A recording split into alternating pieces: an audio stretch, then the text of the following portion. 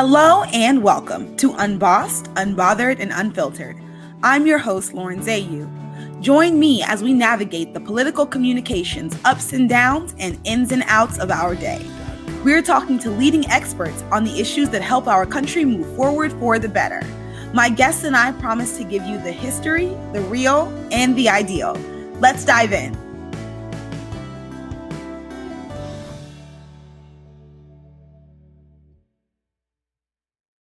Hello and welcome to Unbossed, Unbothered, and Unfiltered. I'm your host, Lauren Zayu.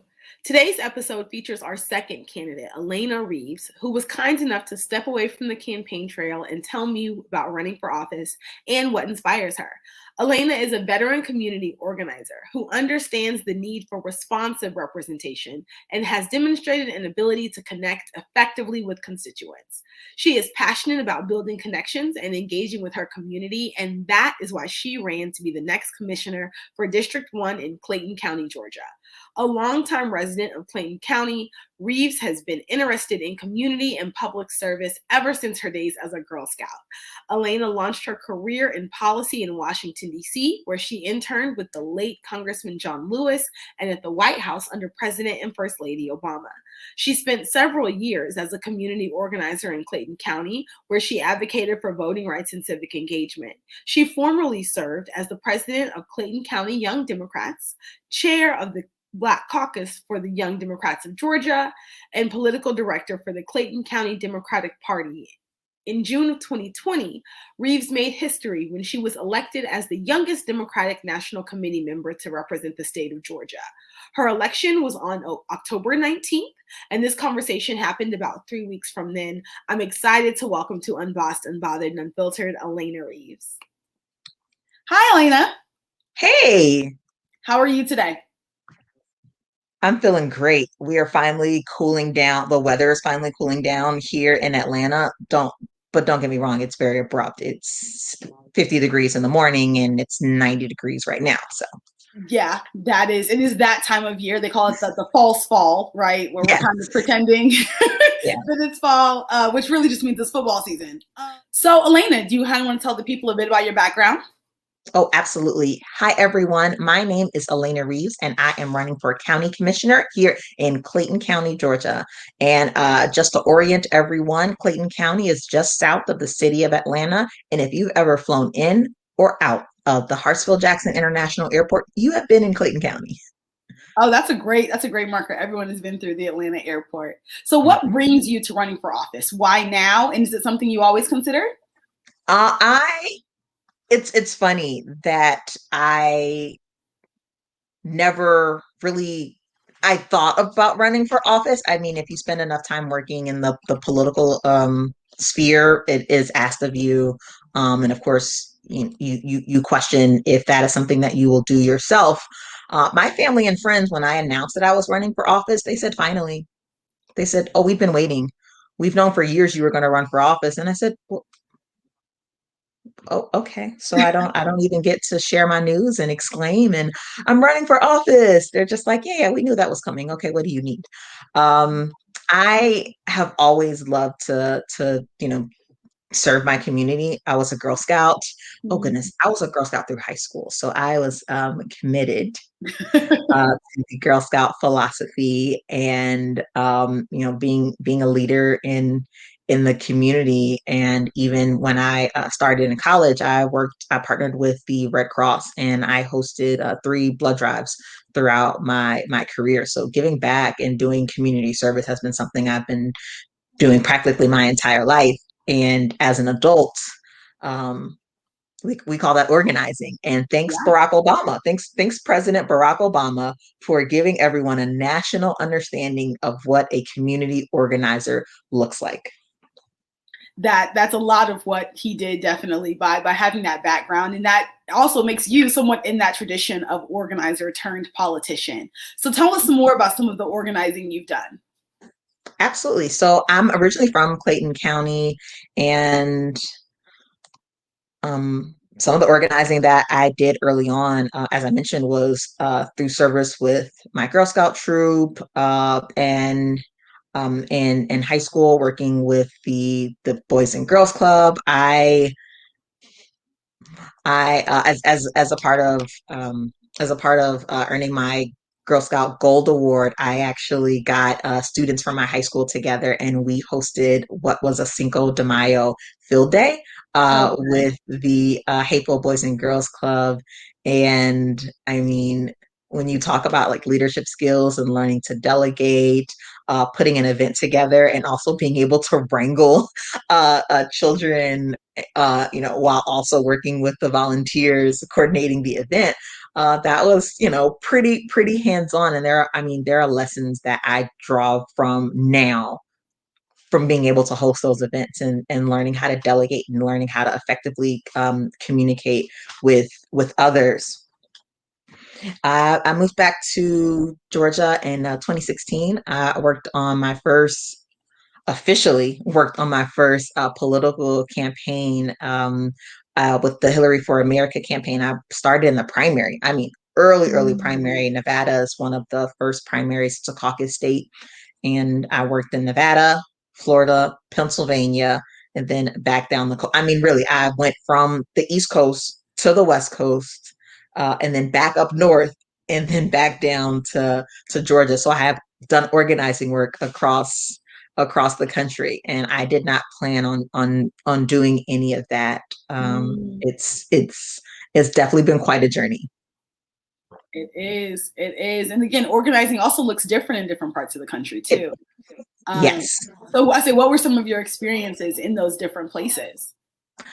So Las Vegas, particularly, has a lot of gated communities, and so being able to navigate relationships and being able to connect with individuals after you are knocking on doors in their neighborhood, the first question is, how did you get in? And the Mm. second question is, oh, you're here to talk about Hillary Clinton? Let's talk about Hillary Clinton.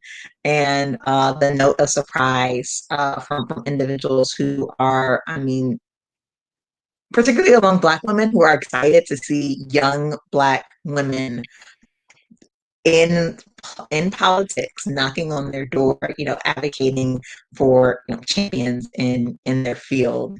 And I think sometimes, because I've done this work for so long, I take for granted, Mm. or I, overlook how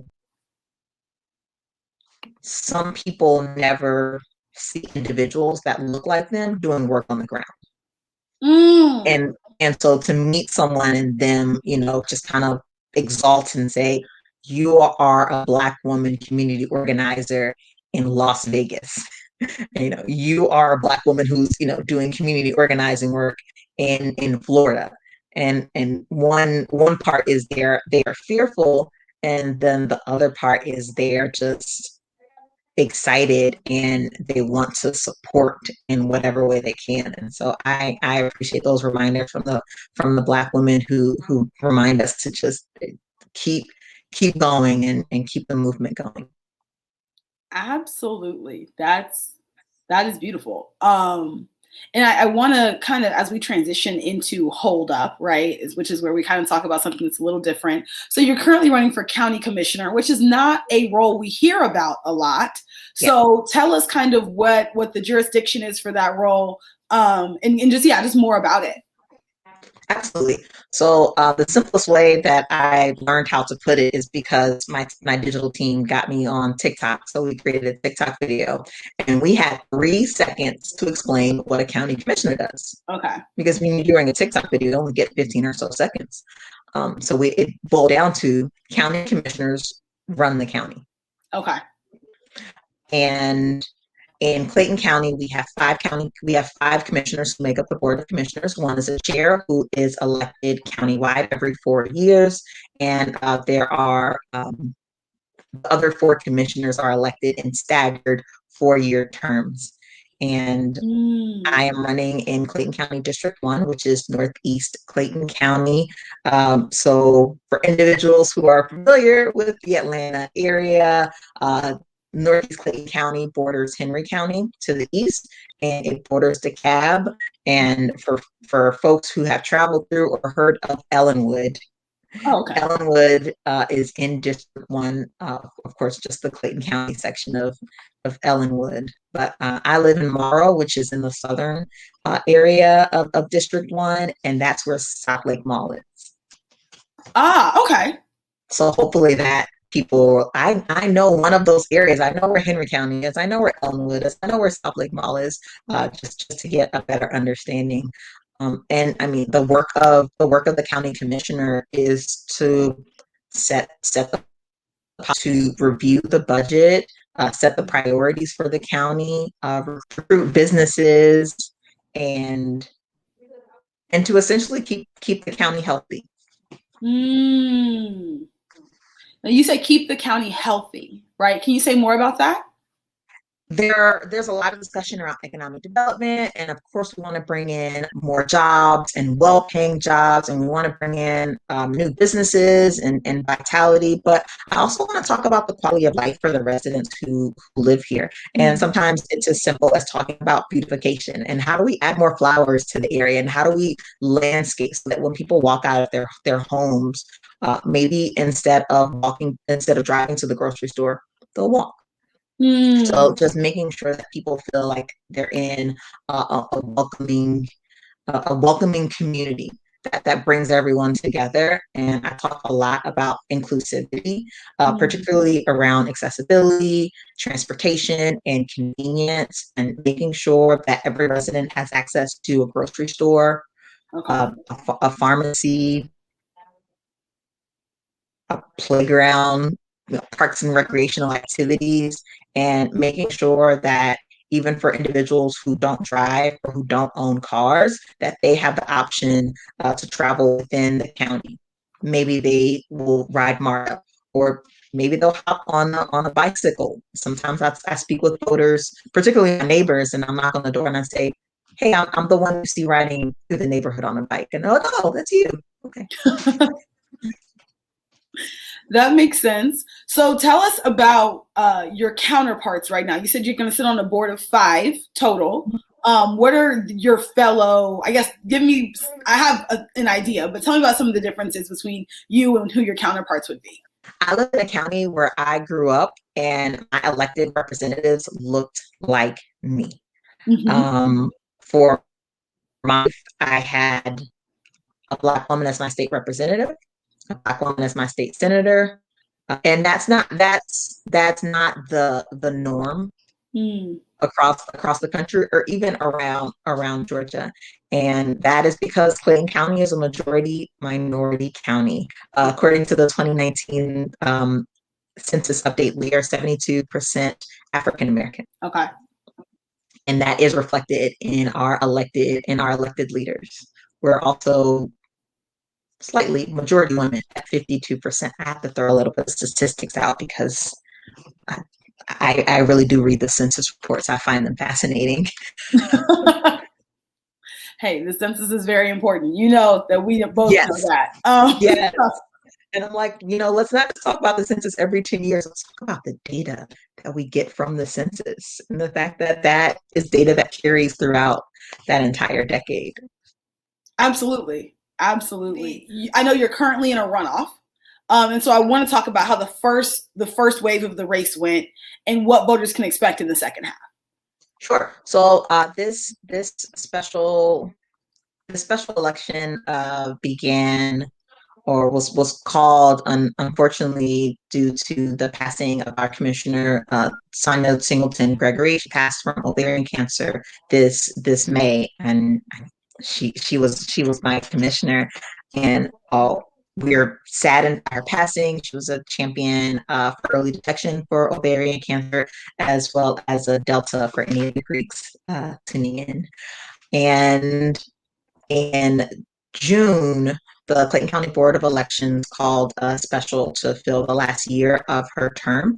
I announced my campaign in July, and after qualifying ended, there were 10 other candidates who had also put their hat in the ring, it's a pretty high number for a special election, but also for a local position, Okay. particularly a local position that doesn't get a lot of buzz. You don't hear people saying, I think I want to be a county commissioner. They typically talk about running for Congress or to an extent state rep or state senate, or president. And I I think it's a testament to the understanding that the influence that the county commissioner has over Clayton County. It really speaks to why there were so many candidates running in this special election, because the county commissioner directly decides and creates the policy that only affects Clayton County.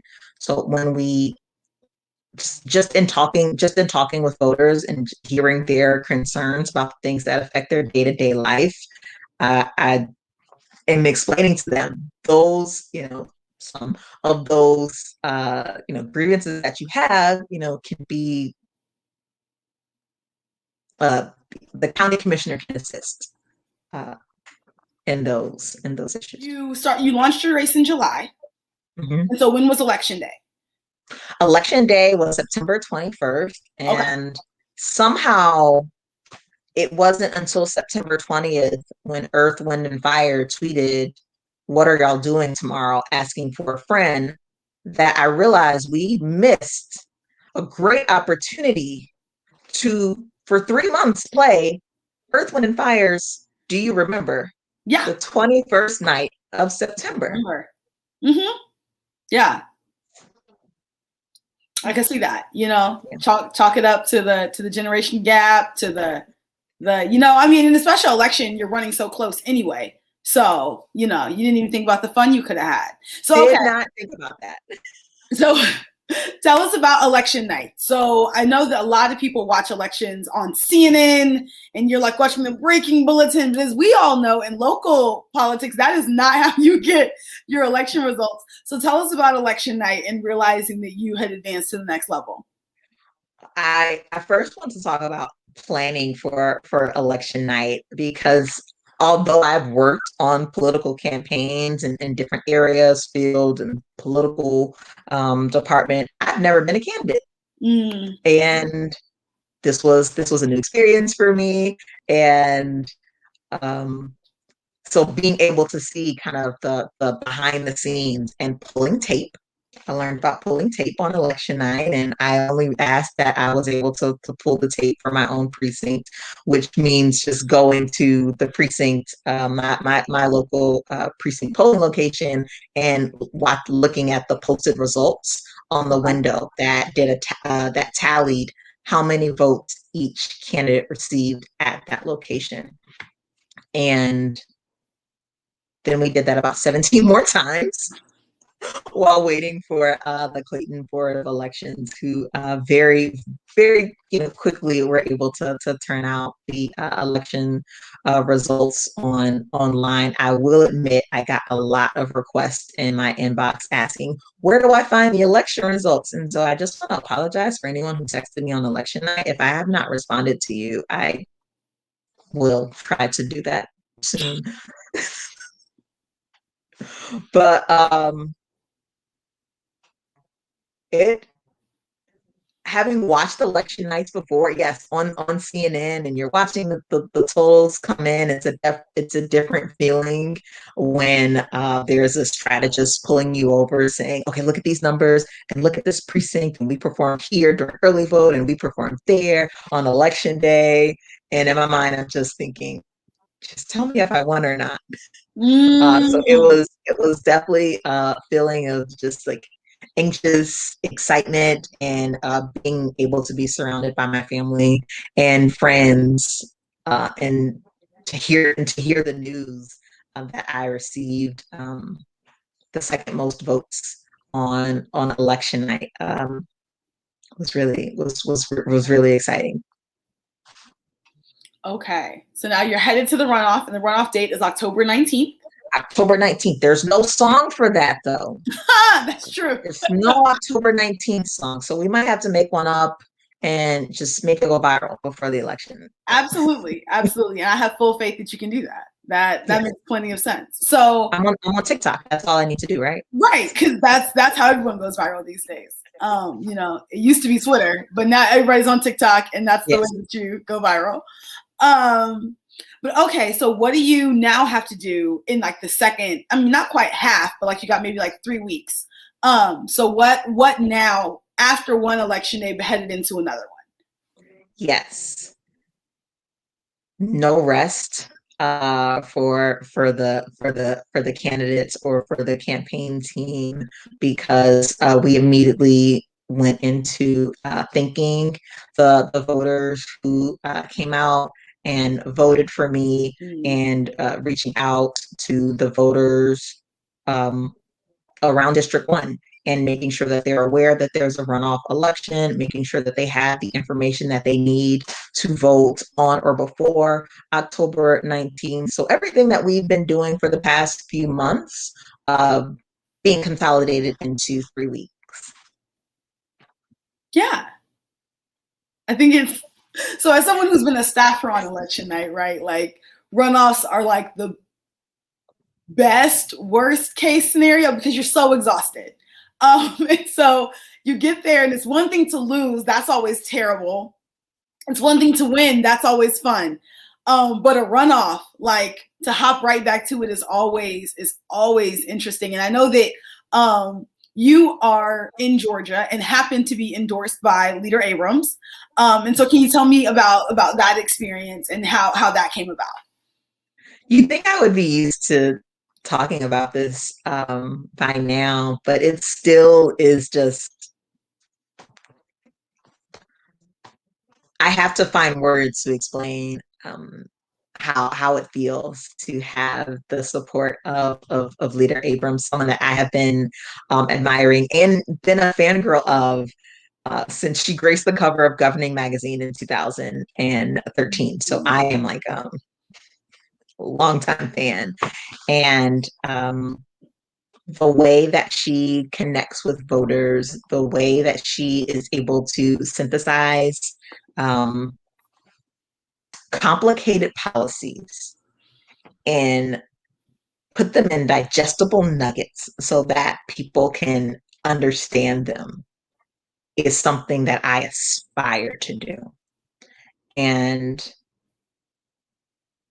it's something that I've heard from voters that they hear that, because after candidate forums, I'll have individuals come up to me and they will say, "Thank you for explaining that so simply." And they said, "I really appreciate the way you broke that down." And if her endorsement is an acknowledgement that I'm in the right direction, then I am forever grateful for that. Understood. I also always take a moment to say this, like for anyone who's been in politics a while, you know that some people are like a particular way on camera or on the campaign trail, and then a different way when you're interacting with them or when you're a staff member or anything like that. And so Leader Abrams' like consistency of character is also something that I admire deeply about her, that she is the same in interactions. And that is a rarity in this business, unfortunately. And so I also appreciate her a great deal. And she's authentically herself. When I was discussing running for this position, I remember there were not a lot, but a few people asked, "Oh, are you going to straighten your hair?" And that's not a requirement of running for office. And being able to cite someone and say, "We had a Black woman who ran for governor with short natural hair, and she wore it proudly. So no, thank you. I will not be straightening my hair." Absolutely. 110% agree with you on that. As we go ahead and transition into I Ain't Sorry, again, you've been in this space for a long time. Like, what is something you've learned or a philosophy you've developed, whether personal or professional, that helps you continue the work that you do? It's a tagline that I have on my Instagram page, and it's thinking through this journey, because as I mentioned before, my family and some of my friends, they saw this trajectory for me. They said, Mhm. we weren't surprised that you know, would do big things or would serve the community in such this way. But I just feel like the journey that God has led me through, I mean, looking back through the work that I have done and being able to list and say, I have worked with labor unions before and stood on the picket lines protesting unfair labor practices. I have worked in economic development in a county that was very similar to Clayton County, where I call home, and I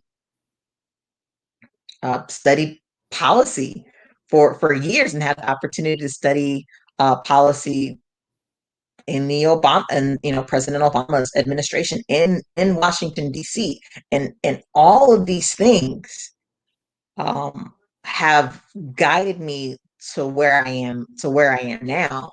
Yeah. And so the advice that I give to others, particularly starting out in their career, is yes, you want to plan and you want to have like a roadmap of where you're going in your future, but to not be rigid Mm. in what your next steps are. I had no plan to work on the Hillary campaign and move to Las Vegas, Nevada, but that happened, and it changed the next few years of what my life looked like.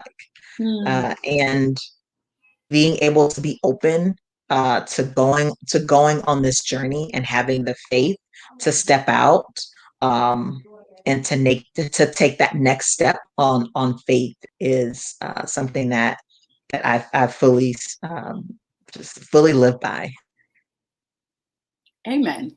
I think, yeah, appreciation for the journey and openness to the journey, like all of that, I think is so important, particularly for people who can be like, I think I can be goal oriented almost to a point of like potentially being impractical. Like you can't plan for everything.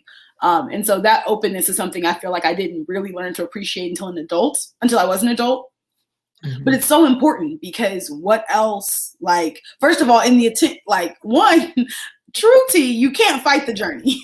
So it No, is what it is anyway. And if you try to fight it, you'll go on the same journey, but just be upset the whole time. So you might as well be open to it. I fully, fully see you there. But I want to also ask, like, keeping that in mind, what is giving you hope for the future?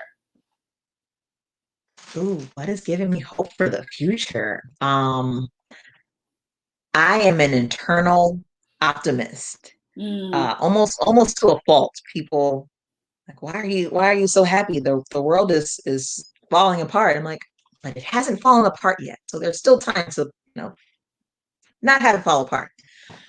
I am hopeful for the awareness and the attention in this moment where people are tuned in, or as the youngins say, tapped in. Folks are really,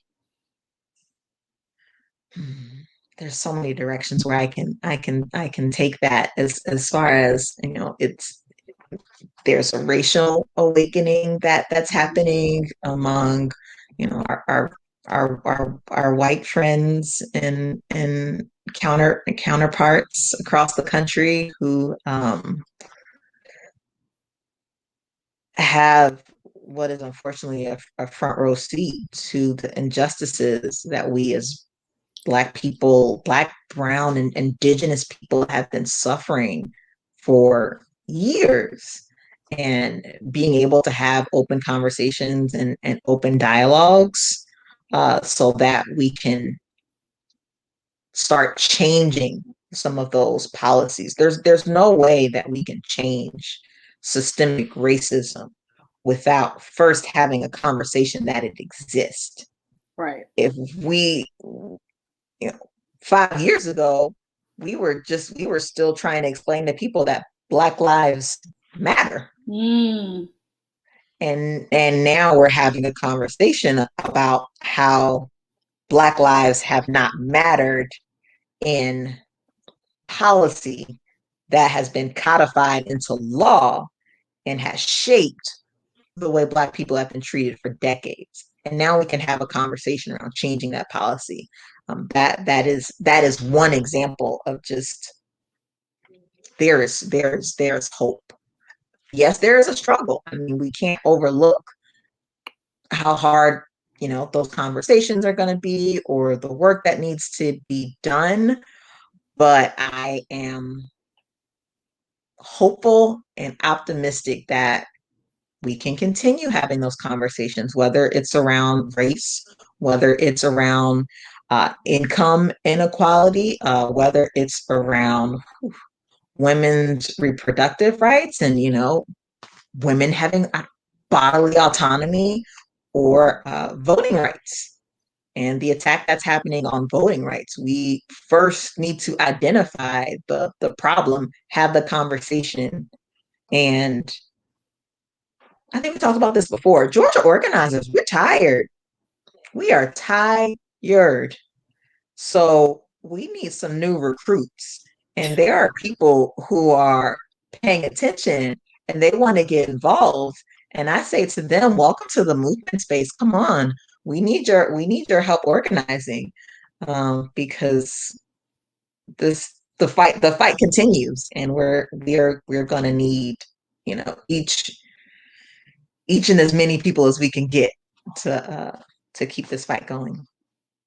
Absolutely. Oh, I felt like I was Absolutely. preaching. You got me preaching over here. Look, I felt it. I was with you. That's why I let you just go. I support it. When the spirit moves, the spirit moves. Did you have any final thoughts you wanted to either leave the listeners with, or anything that I didn't get a chance to get to in our interview? The the biggest one of the biggest things that I always talk about is voter education. And I really want to preach that we have to stop vote shaming people. If someone did not vote in an election, let's have a conversation about why they didn't vote in that election. Mm-hmm. One, were they unaware that there was an election? We can't just assume, oh, but there were signs everywhere and it was all over the news. People are living their lives, raising their children, going to work, keeping house, trying to, keep their heads above water. So we cannot assume that they are as tuned in about every election and everything that's happening. So we need to find out, do they know about the election? Do they know who and what position is on the ballot? Do they know where to vote? I mean, in the conversation around voting rights, and particularly the bill that was just passed in Georgia, there is going to be a lot of confusion in the upcoming elections.